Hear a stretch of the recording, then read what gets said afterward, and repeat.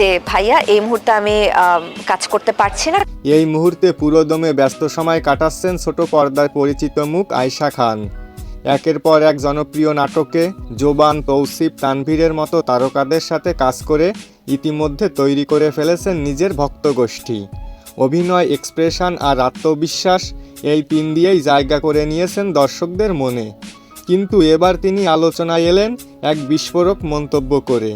আয়েশা খান সম্প্রতি এক সাক্ষাৎকারে জানিয়েছেন যে ভাইয়া এই মুহূর্তে আমি কাজ করতে পারছি না।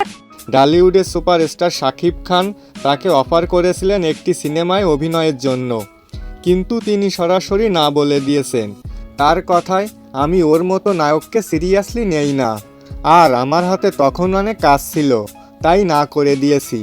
এই মন্তব্যে রীতিমতো আগুন লেগে গেছে শাকিব খানের ভক্তদের মাঝে। কেউ কেউ বলছেন, তোমার যোগ্যতাই নেই শাকিব খানের মতো সুপারস্টারের সঙ্গে স্ক্রিন শেয়ার করা। আবার কেউ কেউ কটাক্ষ করে বলছে, ছোট পর্দার সামান্য কিছু ফ্যান পেয়ে নিজেকে যেন সিনেমার রানী ভাবতে শুরু করো না।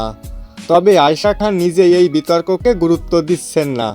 তিনি স্পষ্ট জানিয়ে দিয়েছেন, আমার কাজই আমার পরিচয়, কাউকে খুশি করার জন্য আমার ক্যারিয়ার তৈরি করিনি।